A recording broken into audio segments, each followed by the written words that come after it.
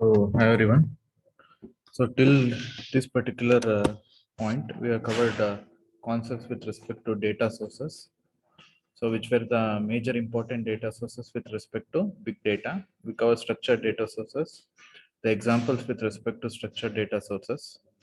So the major examples were RDBMS, so SQL. The data you are getting from RDBMS will be considered as a structured data source.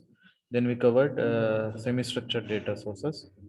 Then we covered a topic called as pre-processing. That means before giving the data to store in any cloud platforms. So once you store the data in platforms, you will be obtaining data from platform to apply some machine learning algorithms. That data which needs to be stored at cloud platforms should be of higher quality. So it should maintain a quality which is of greater one or feasible one.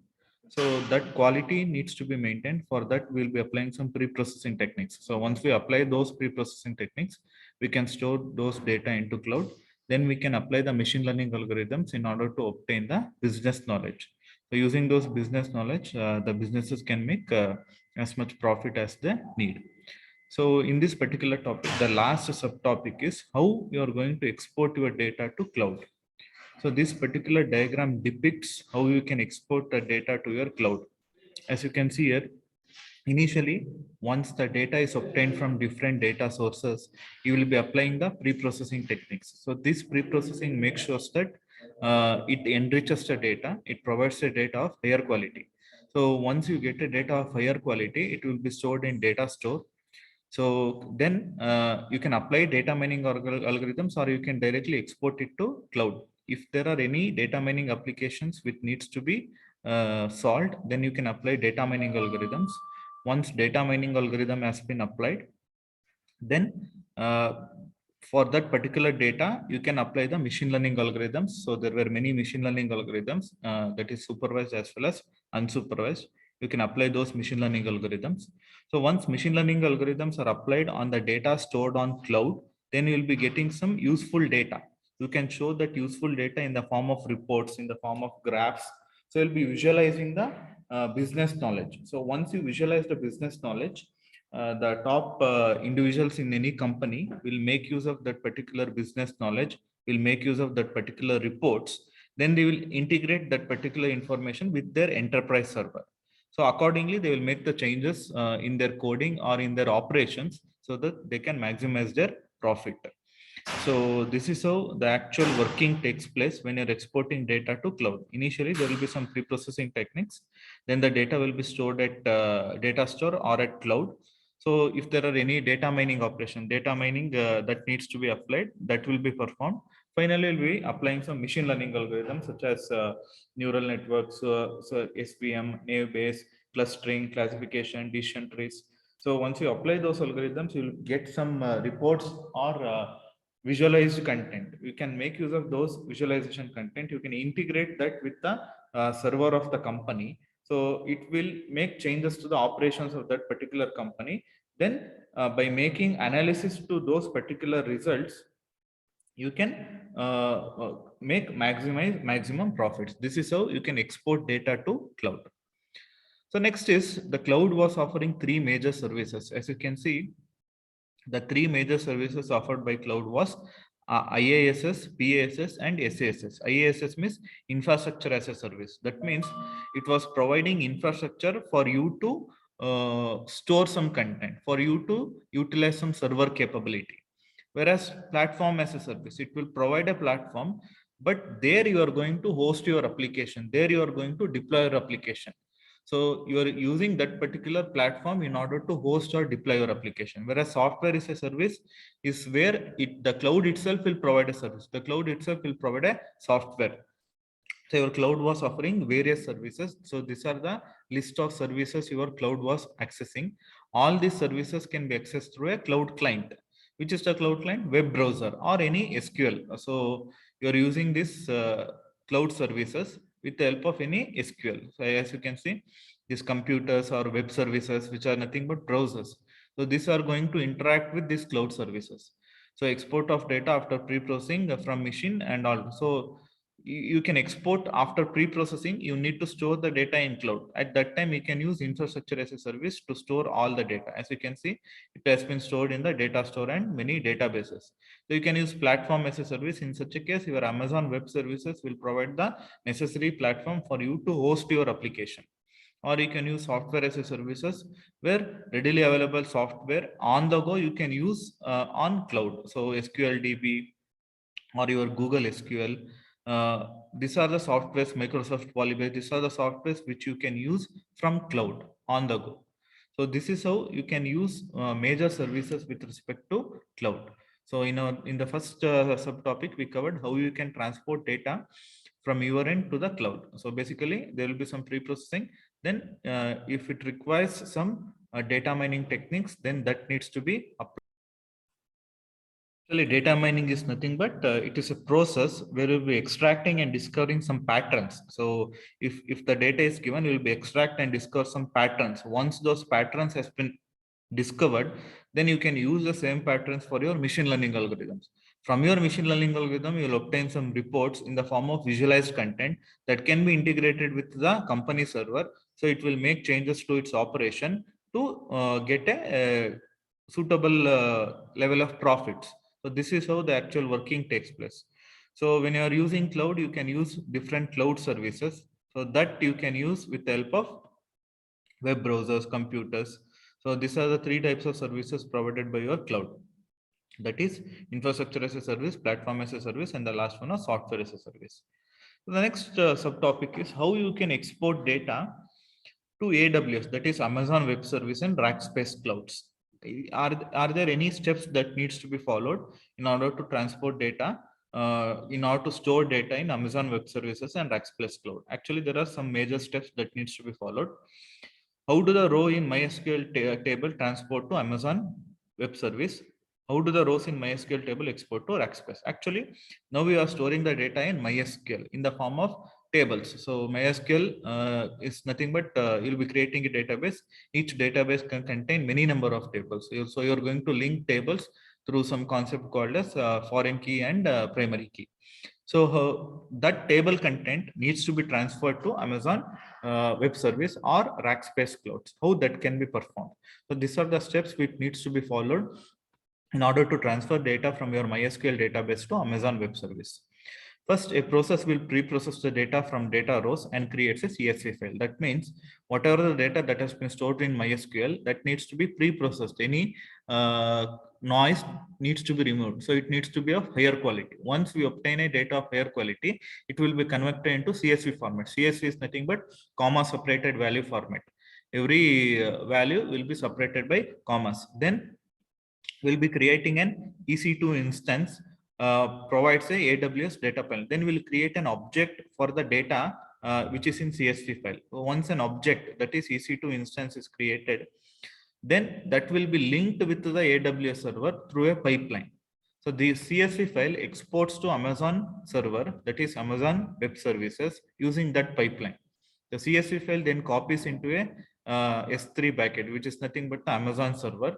Copying action deploys an EC2 instance. So once you copy contents from the CSV file to the Amazon web server, then it will create an instance. It will create an object. Then your AWS, that is Amazon Web Service notification, it will send a notification once the copying gets completed. So what actually happens? The data needs to be pre-processed to get higher quality data.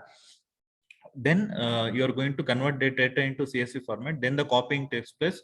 That will create an EC2 instance. Once the operation gets completed, you will get a notification. So these are the steps that needs to be followed in order to transfer data from your database to Rackspace. So an instance name has maximum 250. One or more database create a database. In the process of creation to create an instance row, each database can have a number of users. So what actually happens here? So whenever you are creating an instance, so how the transfer took place in the previous case, that is with respect to AWS, in a similar manner, the transfer will take place in Rackspace. So the first step is, so every database in your SQL will be considered as a database instance. So when you create a database instance, each database will be accessed by many number of users. So in order to link to your SQL, you are going to use the port number 3306. So if you use a command like this, that is you are dumping the content from MySQL. So you are obtaining the access of super user. So once you become a super user, the database, the corresponding database name you are going to specify here, that will be transferred, that will be given to the Rackspace cloud. So it exposed to the Rackspace cloud.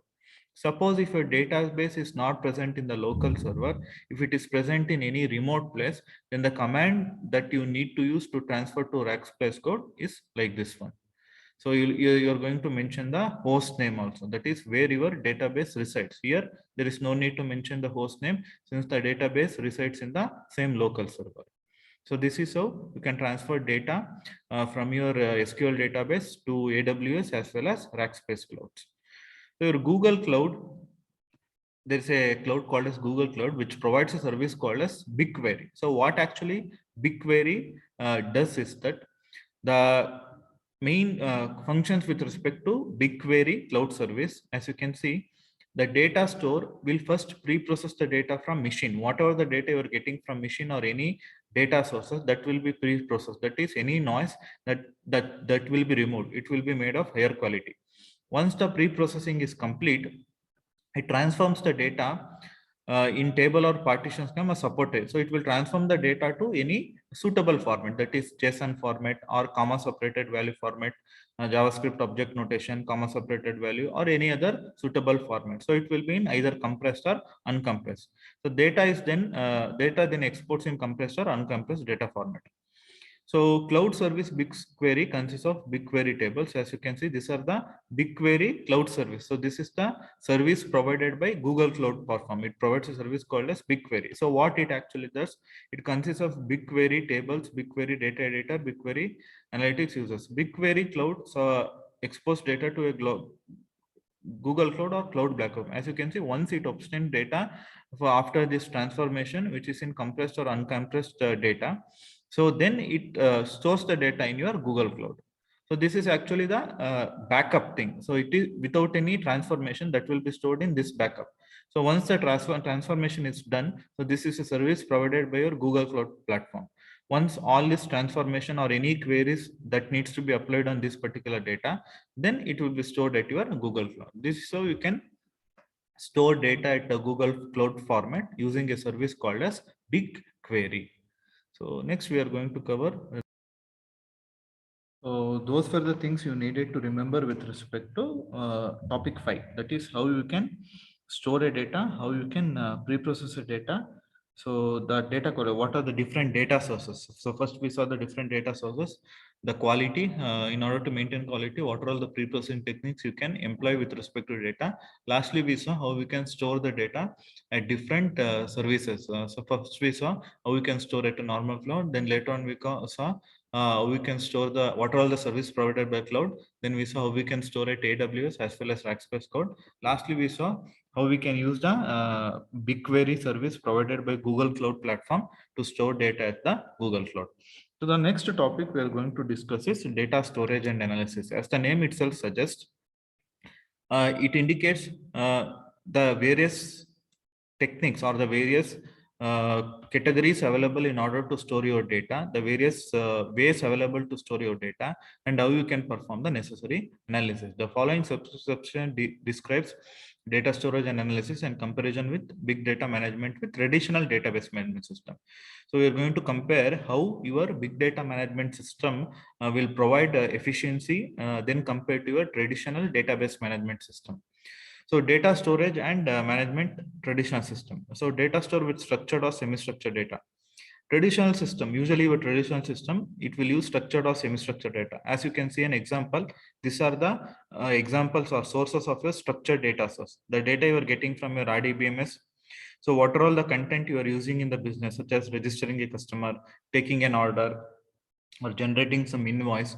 So once a purchase has been done, if you purchase anything online, it will generate an invoice. So those all things comes under the category of structured data source. Any transactions you make, if you make any purchase online, if you pay through debit card, if you pay through Google Pay, any stock records you maintain, any stocks you buy, any banking records, any e-commerce transaction data, any mobile phones you buy, all those categories, all those example will be an example for the structured data source. For semi-structured data source, you can consider these examples. Any XML data or JavaScript object notation, any comma separated values. As you can see, these are the comma separated values. Every word is separated by commas. So these are all the examples we can give for your semi-structured data. So your SQL, your RDBMS, so that is Relational Database Management System, uses SQL. SQL is basically a language that is used for inserting data into a database. It is used for updating, is used for deleting databases. So it provides major functionality. Your SQL provides many functionality. Some of the functionality your SQL provides is it creates a schema. For what it creates a schema? It creates a schema for how to store data in your database. So when you are storing data in your database, so there needs to be proper schema. So that will be mentioned in this schema. It provides a catalog. That means it provides a set of schema for the many set of database. So for the database itself, it provides some schema. How you are storing the data inside the database, for that you are creating a schema. How you are describing the database, for that you are creating a catalog. Then data definition language, which includes how you can create a table inside database, how you can alter the table, how you can drop the table, how you can mention those foreign keys, primary keys. All those will be mentioned in data definition language. So then data manipulation language, how you can query the database. If you want to update the database, what are all the, if we are querying the database, we can update, we can delete, we can insert. So that will be mentioned in data manipulation language. Finally, data control language. It usually grants some information. It is like it is for administration purpose, administration with respect to a database. So it will grant a user permission to delete a table or some make insertion to the table. So these are all the things that will be mentioned in data controller. So these are all the features that are provided when you're using relational database with the help of SQL. So as you can see, it is mainly, your SQL was mainly used for RDBM. So it is a relational DB is a collection of data that database will be stored in multiple tables. As I've already explained, relational database contains multiple tables. Each table will be linked with the other table with the help of primary key, foreign key concept. As you can see, primary key, foreign key concept. So if you are storing large data, usually your RDBMS will be used for storing smaller amount of data. Suppose if you want to store larger amount of data, can we make use of RDBMS? That is the next question. Is RDBMS capable of storing larger amount of data? So as you can see, to an extent, you can use RDBMS to store large amount of data. So whenever you're storing data in RDBMS, it will be in table format. So data management of data stores. So since you're using data store, that will usually be used for storing larger amount of data. So it needs to have provisions for providing privacy and security. So when you're dealing with big data, the major feature that you need to provide is privacy and security. Then data from various sources needs to be combined. Then you need to be in a position to apply business intelligence on the data you are storing. So usually your RDBMS is not capable of producing, your SQL is not capable of producing these features. So up to an extent it is okay, but if you're storing a very large amount of data, then you cannot make use of SQL to store that large amount of data. So your distributed data management, what do you mean by distributed data management system? It is nothing but a collection of databases that are distributed over a computer network. There are many databases that are distributed over a computer. Those databases will work together. As you can see, it is a collection of logically related databases. The databases will interact with each other. That takes place in a transparent manner. What do you mean by transparent manner? That is, each user will be having capability to access all the data within all of the databases. If I'm present at this particular computer, I can present a database which is present on different computer in a network. So that is transparent. It should be located location independent. What do you mean by location independent? Means the user won't be knowing where the data is stored. He will be simply accessing the data, but you won't be knowing where your data is stored. That is called as location independent. So these are some of the features with respect to distributed management system. So the next is in-memory column format data. As the name itself suggests, you're going to store your data in the forms of columnar format. So in memory row format database, this suggests that you are going to store your data in the form of rows. So this has some advantages then compared to normal storage of data. So we are going to see what are the advantages it offers. So the first thing is, when you are storing your data in a columnar format, it allows for faster data retrieval. So since the data is stored in column format, you can easily fetch the data from the next column. So when only a few columns in the table needs to be selected during query processing, if you're applying some query, then if there are only few columns, then accessing data through columns will be easier than compared to normal accessing. Data in a column are kept together in memory in columnar format. A single memory access therefore loads many values. You can store many values at the single column. An address increment to a next memory address for the next value is fast when compared to first computer. So initially, you can simply increment the address to in order to obtain the value of next column. But this was not the case with respect to earlier approach, where first you need to compute the address, then you need to select the value. But here, if you only increment the address, since data are stored in forms of columns, you can easily access the next data. So this is the example which has been used in order to explain how in-memory columns format data is efficient. As you can see, consider the monthly sales of chocolates. So there is a company which is doing some sales of chocolates. So in company's annual profit report, the yearly profit report of the company is given. Then the monthly sales of chocolate is given. In each month, how much sales of chocolate has been done. How does sales analysis become easy? Memory column. If you're storing this particular information in memory columnar format, how you can perform the analysis in an easier manner? How does during an analysis the access is made to few columns in place of the entire database? You can access only the few columns instead of accessing the entire data. We are going to see how this particular storage format will give the advantage.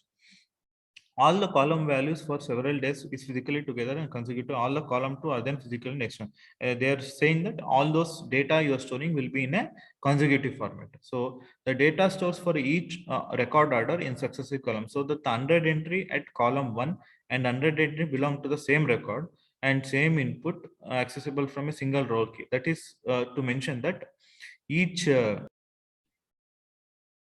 so for each record order, for example, if I'm purchasing strawberries, then for it is a record order. So that each record order, so if I'm purchasing strawberries from January to December, then that each record order will be stored in 100 entry. So for January, it will be 100 entry at column 1. For February, it will be the 100 entry at column 2. So if you're accessing, you can access those columns values since they are adjacent to each other, since they are consecutive to each other. So since they're adjacent and consecutive to each other, then the accessing or execution can be faster with respect to all those 12 keys. So similarly, in a month also, you can make those storages.